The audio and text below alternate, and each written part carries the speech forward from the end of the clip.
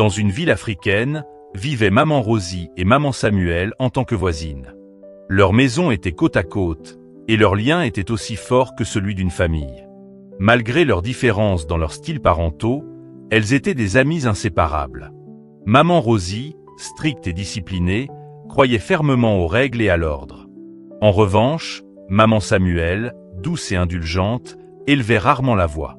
Les deux femmes étaient des commerçantes travailleuses, passant souvent leur journée au marché.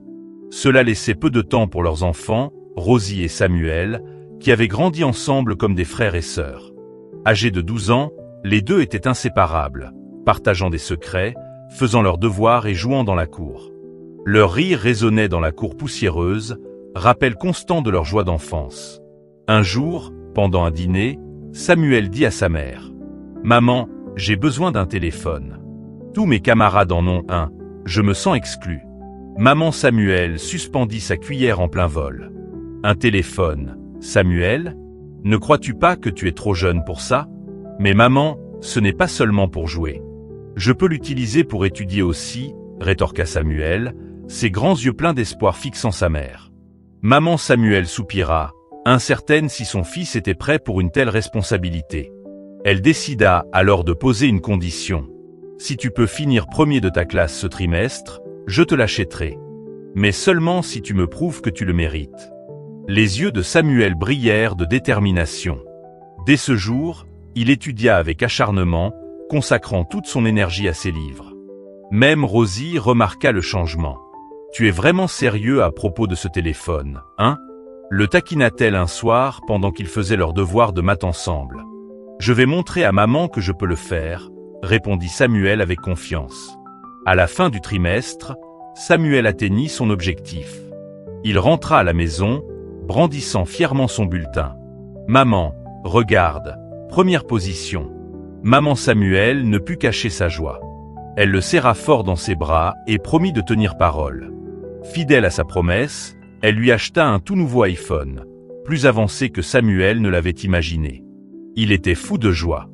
Dès ce jour, le téléphone devint le bien le plus précieux de Samuel. Il l'utilisait pour jouer, regarder des dessins animés et explorer Internet. Rosie le rejoignait souvent, et les deux passaient des heures à rire devant des vidéos amusantes et à partager des jeux. Un après-midi ensoleillé, Samuel et Rosie étaient dans sa chambre, absorbés par le téléphone. « Voyons ce qu'on peut encore trouver », dit Samuel en faisant défiler les applications. Rosie acquiesça, les yeux grands ouverts de curiosité. Ce téléphone a tellement de choses. Leur exploration innocente marqua le début d'un voyage qu'aucun d'eux n'aurait pu prévoir. Un voyage qui allait mettre à l'épreuve leur amitié et leur innocence. Un après-midi tranquille, alors que maman Rosie et maman Samuel étaient au marché, Samuel et Rosie s'assirent dans la chambre de Samuel comme ils avaient l'habitude de le faire. Samuel faisait défiler son téléphone, naviguant parmi les applications et les vidéos, tandis que Rosie regardait par-dessus son épaule. Soudain, Samuel s'arrêta. « Qu'est-ce que c'est ?» demanda-t-il en cliquant sur une icône inconnue. L'écran s'alluma, révélant une collection de vidéos. Les vignettes étaient étranges, différentes des dessins animés et des jeux qu'ils appréciaient habituellement. Par curiosité, Samuel en sélectionna une. La vidéo montra quelque chose de bizarre, des adultes se comportant d'une manière que les enfants ne comprenaient pas. Samuel et Rosie fixèrent l'écran, leur visage exprimant un mélange de confusion et de curiosité. « Qu'est-ce qu'ils font ?» murmura Rosie, à peine audible. Samuel hésita, les sourcils froncés. « Je pense que c'est quelque chose que font les adultes. J'ai entendu des garçons plus âgés à l'école parler de ce genre de choses. » Le visage de Rosie rougit. « On devrait regarder ça ? Ça semble mal. » Samuel haussa les épaules, incapable de détourner les yeux. « Ce n'est qu'une vidéo, ce n'est pas comme si on faisait quelque chose de mal. » Mais au fond d'eux, les deux enfants se sentaient mal à l'aise. Lorsque la vidéo se termina, au lieu de fermer l'application, Samuel en sélectionna une autre.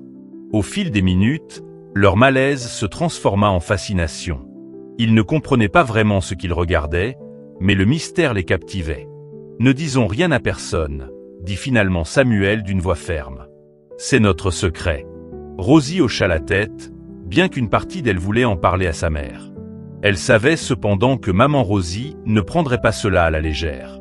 Sa mère stricte punissait rapidement, et Rosie ne pouvait imaginer les conséquences si elle le découvrait. À partir de ce jour, les après-midi de Samuel et Rosie changèrent. Quand leur mère était au marché, ils s'enfermaient dans la chambre de Samuel pour regarder d'autres vidéos interdites. Les rires innocents qui résonnaient autrefois dans la cour furent remplacés par des conversations chuchotées et des regards complices.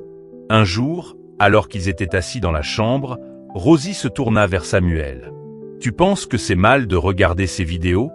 demanda-t-elle, la voix tremblante. Samuel semblait mal à l'aise. « Ce ne sont que des vidéos, Rosie. Ce n'est pas comme si on faisait quelque chose de mal. Mais si maman le découvre ?» demanda Rosie, inquiète. L'expression de Samuel se durcit. « Elle ne le saura pas. On doit juste garder ça secret. » Rosie hocha la tête, mais son malaise grandissait de jour en jour. Puis, un après-midi fatidique, Rosie prononça quelque chose qui choqua Samuel. « Et si on essayait de faire ce qu'ils font dans les vidéos ?» Samuel se figea. « Quoi ? Non, ce n'est pas une bonne idée, Rosie. »« Mais pourquoi pas ?» insista Rosie. « Si c'est quelque chose que les adultes font, peut-être qu'on pourrait mieux comprendre. » Samuel secoua la tête, le cœur battant à tout rompre. « Je ne pense pas que ce soit bien. Et si on se faisait attraper ?» Mais Rosie ne lâchait pas l'idée. Sa curiosité était plus forte que sa peur, et elle revenait sans cesse sur le sujet, jusqu'à ce que Samuel accepte à contre-cœur. La première fois qu'ils essayèrent, cela ne se passa pas comme prévu. Rosie ressentit une vive douleur et demanda rapidement à Samuel d'arrêter. Elle quitta la pièce en courant, les larmes coulant sur ses joues. Pendant plusieurs jours, elle évita Samuel, refusant de lui parler ou même de croiser son regard. Samuel se sentait mal, il voulait s'excuser mais ne savait pas comment. Enfin, après plusieurs jours, il approcha Rosie à l'école. « Je suis désolé, dit-il doucement. Je n'aurais pas dû accepter. » Rosie hésita avant de hocher la tête. « Ce n'est rien. Oublions ça. » Leur amitié revint peu à peu à la normale, mais les choses n'étaient plus tout à fait les mêmes. Puis, un jour ordinaire, Rosie surprit encore Samuel. « Je pense qu'on devrait réessayer, dit-elle franchement. Samuel la fixa, incrédule. « Quoi ? Rosie, non. La dernière fois. Cette fois, ce sera différent, l'interrompit Rosie. S'il te plaît, Samuel, ne me déçois pas. » Le cœur de Samuel se serra. Il ne voulait pas dire oui, mais il ne supportait pas l'idée de décevoir Rosie. À contre-cœur, il accepta. Un jour après l'école, Samuel et Rosie décidèrent de rester dans une salle de classe vide. L'école était silencieuse, la plupart des élèves et des professeurs étant déjà partis. « Tu es sûr de vouloir faire ça ?» murmura Samuel, nerveux, en regardant autour de lui. Rosie hocha la tête. « Ce sera rapide, personne ne saura. » Ils se glissèrent dans les toilettes de l'école, le cœur battant de peur et d'anticipation. Juste au moment où ils allaient commencer, le bruit de pas résonna dans le couloir. « Quelqu'un arrive !» siffla Samuel en attrapant le bras de Rosie. Pris de panique, ils se dispersèrent en courant dans des directions opposées. C'était le gardien de l'école qui faisait sa ronde habituelle. Heureusement, il ne les vit pas, mais cette frayeur les laissa tremblants. Ce soir-là, de retour chez eux, alors que maman Rosie et maman Samuel étaient encore au marché, Rosie se tourna vers Samuel. « On doit réessayer, cette fois à la maison. » Samuel hésita, sa peur évidente. « Je ne sais pas, Rosie. Et si quelqu'un nous surprenait ?»« Il n'y a personne, » insista Rosie. « Nos mères ne rentreront pas avant des heures. » À contre-cœur, Samuel accepta. Ils allèrent dans la chambre de Samuel et verrouillèrent la porte. Juste au moment où ils allaient commencer, le bruit de la porte d'entrée qui s'ouvrait les arrêta net. « Samuel, tu es là ?» appela maman Samuel. Samuel et Rosie se figèrent, le visage blême de peur. Les pas de maman Samuel se rapprochaient de la chambre. « Samuel, pourquoi cette porte est-elle verrouillée ?» Paniqués, ils tentèrent de cacher ce qu'ils faisaient. Les yeux perçants de maman Samuel allèrent de Samuel à Rosie. Quelque chose dans leur comportement lui parut suspect. « Que se passe-t-il ici ?» demanda-t-elle d'une voix ferme. Rosie baissa les yeux, incapable de croiser son regard. Samuel balbutia, essayant de trouver une excuse, mais sa mère n'était pas convaincue. « Asseyez-vous tous les deux », ordonna maman Samuel. « Maintenant, dites-moi la vérité. Qu'avez-vous fait ?» Les enfants échangèrent des regards nerveux. Ils savaient qu'ils ne pouvaient plus cacher la vérité. D'une voix tremblante, ils confessèrent tout, les vidéos, leur curiosité et leur tentative d'imiter ce qu'ils avaient vu. Maman Samuel les écouta en silence, son cœur se serrant à chaque mot. Elle ressentit une vague de culpabilité. Comment avait-elle pu passer à côté de ça? Avait-elle été trop absorbée par son travail pour voir ce qui se passait? Prenant une profonde inspiration, elle dit « Restez ici. Je dois parler à maman Rosie. » Maman Samuel traversa la cour jusqu'à la maison de Rosie et lui raconta tout. Le visage de maman Rosie devint livide de choc. « C'est la faute de Rosie, » dit-elle brusquement. « C'est elle qui entraîne Samuel dans tout ça. » Maman Samuel secoua la tête fermement. « Ce n'est pas seulement Rosie. Les deux sont impliqués et nous devons gérer cela ensemble en tant que mère. » Pour la première fois, maman Rosie s'assit, son habituel air strict remplacé par une profonde inquiétude. « Que faisons-nous » demanda-t-elle doucement. « Nous devons leur parler et, surtout, leur apporter de l'aide. Thérapie, conseil, peu importe, mais il faut les remettre sur le droit chemin. » Les deux mères retournèrent chez Samuel et eurent une longue discussion avec les enfants.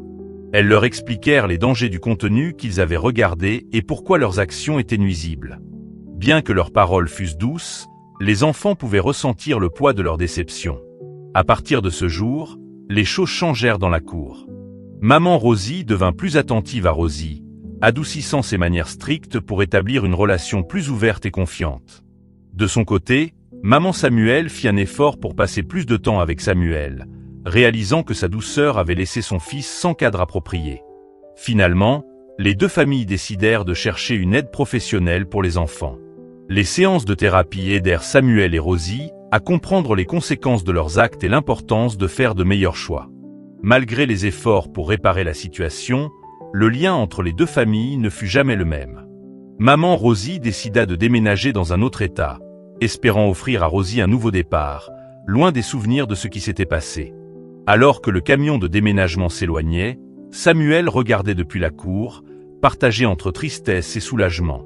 Il avait appris une leçon difficile, une leçon qui resterait avec lui pour le reste de sa vie. Morale de l'histoire, il est important pour les parents de passer du temps avec leurs enfants, de leur parler de l'utilisation responsable des téléphones et de leur enseigner les dangers de certains contenus. Les téléphones sont des outils utiles, mais ils ne doivent être donnés qu'aux enfants suffisamment matures pour les utiliser de manière responsable. Donnez votre avis en commentaire.